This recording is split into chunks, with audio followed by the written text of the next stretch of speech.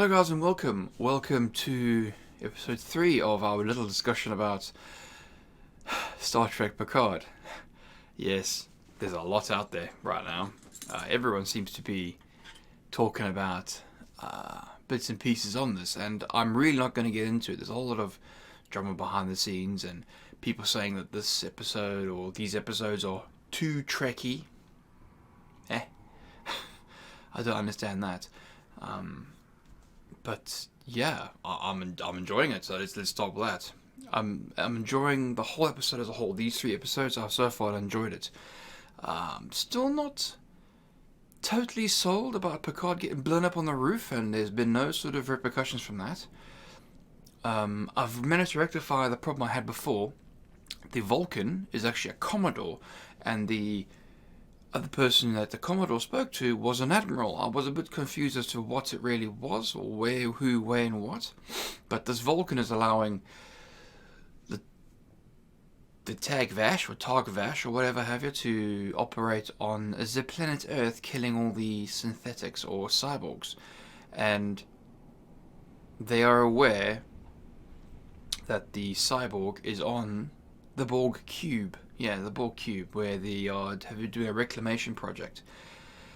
When I first saw the Borg cube, when the first episode, I'm like, what? Yeah, Borg cube, man, that's really cool. Really, really cool. So what I think's happening is I think the Romulans are reclaiming the cube so they can then basically build their own sort of like home on the actual cube and float around in space and, have a home, which is cool. I get that. I do get that. So yeah, the sister is starting to realize that she knows things and reads things and she can see things and talk about bits and pieces and whatever have you, and she doesn't know. There's a scene where she's talking to her mother and you can see the mother is just talking, and the daughter is just like kind of where I want to be right now, because it is late at night.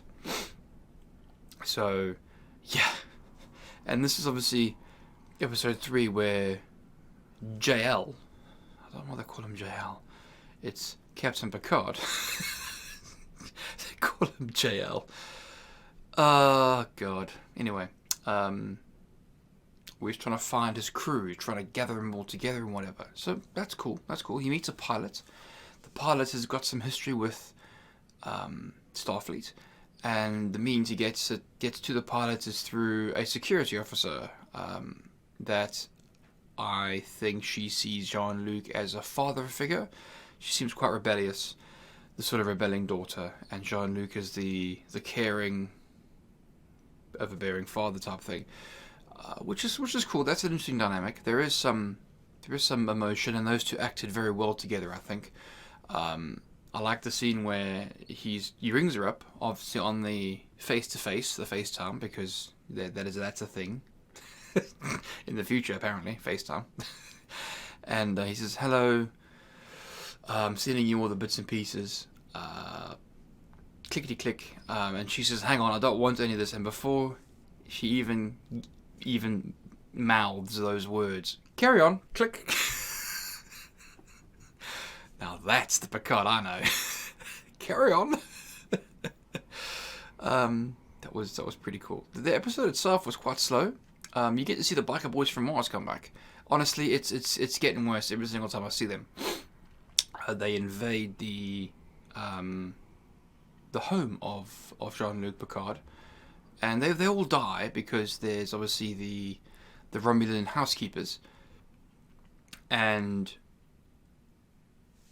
it's weird, honestly, because they've got they all die apart from one, which they interrogate, and he does like a World War II German sort of thing, cyanide capsule in his tooth type thing, and he obviously is massive sort of acid, and it chews him and melts him and whatever have you, and that's how they know that they know that they know that they know that the daughter of Data is on the Borg cube.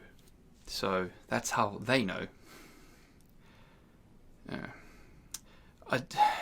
That fight scene was the only real action in the actual film. So everyone from episode 2 who was like, where's the action? Where's the action? Where's the pew pew and the bang bang and the stabby stab and the punchy punch and whatever have you. Got a little bit of a taste of it. I did like the fight sequence, but how the fight sequence came to be was they dropped something and then they all bent down and a massive shot rung over their heads. That wasn't done right. That really, really wasn't done right. They came through with supplies for Jean-Luc because he's about to leave, okay, to go to the spaceship that he's managed to hire, and he's now going to go on his adventure to go search for the super cool programmer type dude that knows everything, Max or whatever his name is. Can you see I'm not totally invested into the story just yet because there are some things that just glaringly obvious, and it's like, why are these huge, well, it feels to me huge plot holes, speed bumps, whatever. So the fight ensues. Really awkward way of starting it. And then the scientist obviously saves the day with the last kill. The scientist is the lass from Okinawa that Jean-Luc spoke to, and she then speaks to them saying, I'm really scared, take me with you. I'm this lead scientist, that, this, that, and the other, and obviously trying to sell herself to come along because she obviously doesn't feel safe. That to me is a little bit suspicious. I don't necessarily trust this person. I don't know this person. All of a sudden she just suddenly wants to join. Something's up. Straight there. But so be it. She comes along. She's the lead scientist in all things cybernetic and all the bits and pieces. So they've got a cybernetic doctor, and it's strange because they obviously I want to say teleport, but they get beamed up, Scotty, to the spaceship, and they leave the Vulcan housekeeper and housekeepers there. They just leave him there, and I'm like, well, why didn't you take the Vulcan people with you? Because if you're leaving them there, the Tag Vash, or whatever you want to call them, they've just been murdered, well, not murdered, but just been killed by these Vulcan peoples. Surely they're going to come back and finish the job? But Jean-Luc, you've left the people there to deal with all the mess. It was, I don't want to say jarring, it was just confusing as to why you didn't just up sticks and take everybody with you. Because you've left them in peril and danger and trouble. I'm not too sure how that's meant to play out. There's again, it's rather odd. The fight sequence that started this whole train of events started awkwardly. The biker boys from Mars, honestly, it's just motorcyclists. Honestly, they're just wearing black leathers and a bike helmet. That's it.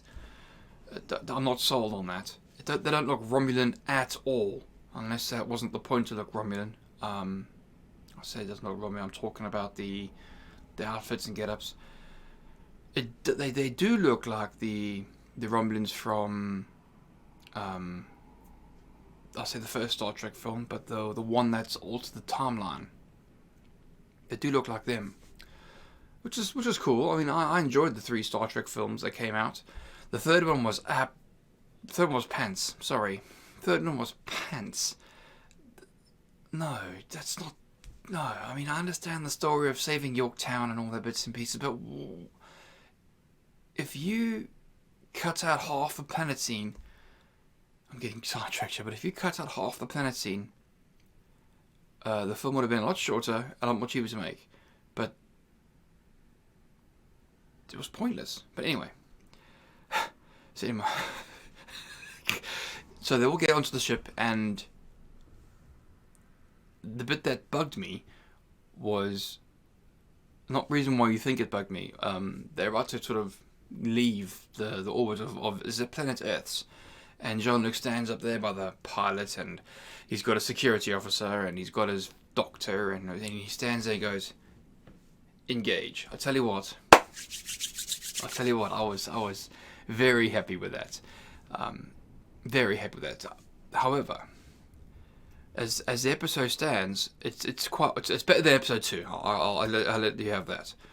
But for myself, I've been hearing bits and pieces on the internet, I'm sure you guys have as well, saying it's too Star Trek-y. How is it too Star Trek-y? If it didn't have these sort of nods, you'd be complaining that it wasn't Star Trek enough, and then it was just another random space series. You know, I honestly think that they are trying. I get the sense that they're trying. They are trying to sort of build a Star Trek-esque universe around this Picard episode. They tried it with Discovery. Discovery bombed. I'm sorry. Episode 3 of Discovery, it just tanked. And then episode 2, they had to somehow resurrect stuff, and they went all Star Warsy on it. Whereas this one, I'm getting the sense that they're basing themselves more on the Star Trek universe rather than the Star Wars universe. But yeah, let's leave it there. I enjoyed the third episode. I thought it was just basically Picard trying to gather his team.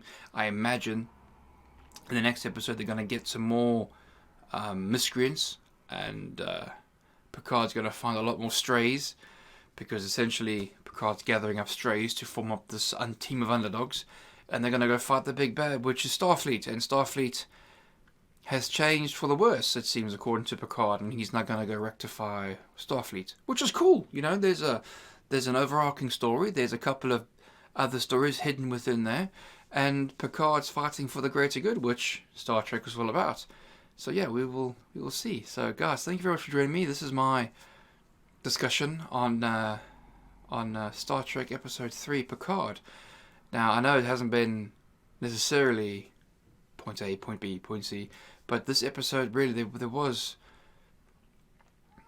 wasn't really much. It felt like a filler episode sort of thing. So, you know, again, you got to cut out half the freaking episode of this one and the last one and still made a better episode. But I enjoyed it as a whole so far. I'm still going to watch it. I'm not watching it because I need to watch it. I'm watching it because I want to watch it. So that still got me. We'll see how episode 4 goes. Guys, thank you very much for joining me. I'll see you next week. Cheers.